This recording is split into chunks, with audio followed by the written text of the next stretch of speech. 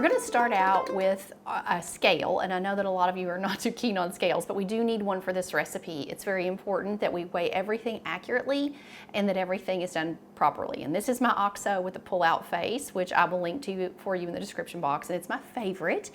You can also use glass or silicone for this as far as my spatula goes, and you can use stainless steel. We're going to use whole wheat flour. I'm using King Arthur here, and you're going to want to use an unbleached and unbromated flour the whole time you're doing this. You want to make sure that you're never using anything else. Whole wheat flour is essential for the beginning, but after this we're only going to use all-purpose flour to feed it with. So make sure that you're using a good brand. I have found that organic flours are a lot slower to get going, so try to use one that's not organic in the beginning. I don't know why it seems to be that way, but that's just seems to be the process. You're also going to want to use a flour that you can feed consistently. Try not to switch brands of flour a lot. Try not to buy different brands back and forth because your starter will suffer. So stick with a consistent brand. So into the scale, we're going to weigh out 60 grams of whole wheat flour. This is a really simple process of just equal parts. And now we're going to go in with 60 grams of room temperature water, and you need to always use unchlorinated. So either buy spring water in a bottle, you use a great water filter, or have your water out on the counter for 3 or 4 hours to let the chlorine evaporate before you use it, because chlorine is a type of bleach and you will not get your starter to activate. It'll just die off on you and be really bad if you use chlorinated water. So stir all of this together, and really that's it for the first feeding. So that's a little thick to me, and I'm going to add just a little bit more water. Typically I don't have to do that, but sometimes that's just too thick.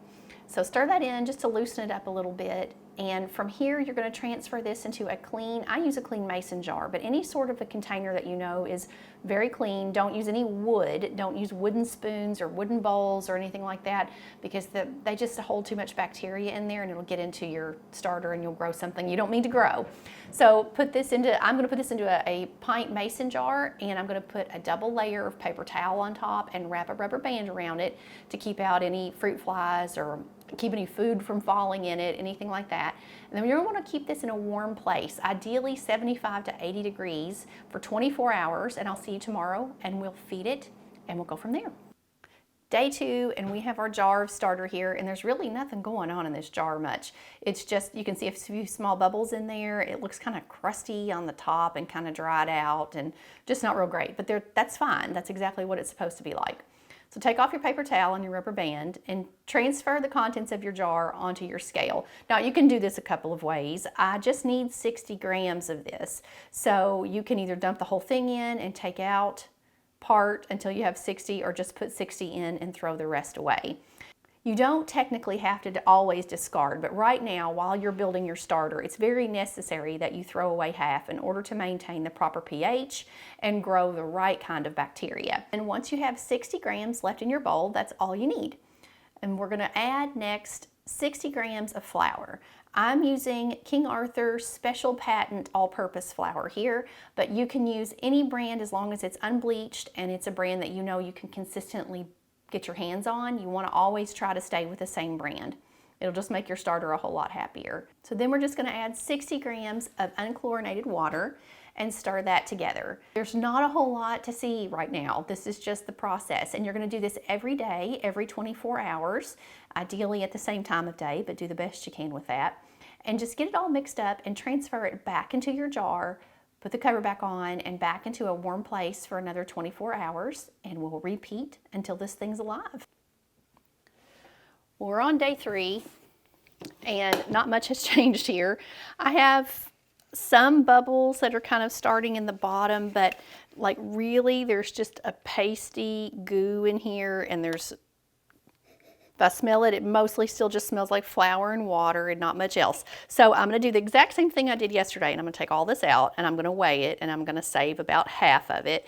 We're trying to stay at about a 60 gram starter. We don't want to go a lot bigger than that because you just waste a lot of flour that you don't need to in the process of this. You can do these in smaller numbers even if you wanted to. So I'm at 180, so let me take out half here. So we've got 62 grams, and again, you all get the process with this. Let me zero it out. We're going to put in 62 grams of water and 62 grams of all-purpose flour. Again, I'm using King Arthur all-purpose, and I'll leave you a link to this. Now, I'm going to keep doing this day after day, Nothing's going to be different until this starts to activate. And I'll keep feeding it, and I'll be back on whatever day that is, and I will show you what to watch for. Today I am going to put a rubber band around the bottom of the jar, or around the level where the starter sits in the jar, so I can see if it begins to rise any, and it may not.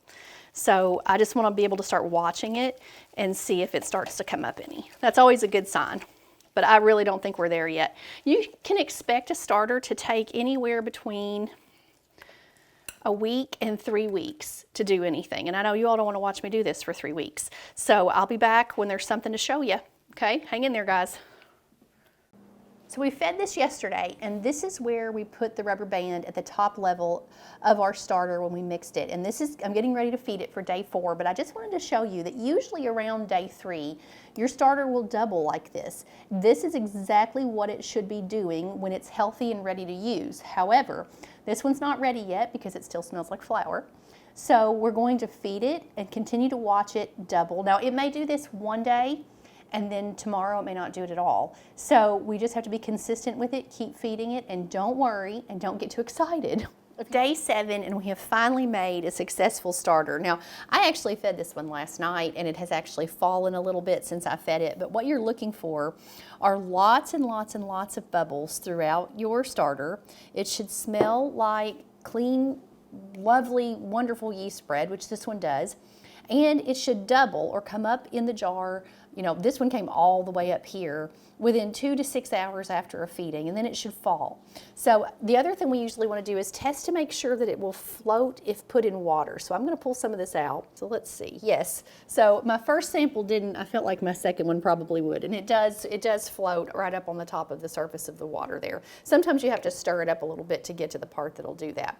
But this one is ready to use in any of your recipes, and in order to maintain this, all you need to do is feed it every day, equal parts flour and water and starter, and you will have a healthy sourdough starter for as long as you'd like to use it. I am going to cover in the next video a little bit about how to refrigerate it if you don't want to feed it every day, and how to maintain it for long-term use, expand it if you want to make several loaves at one time, anything like that we'll cover in the next one.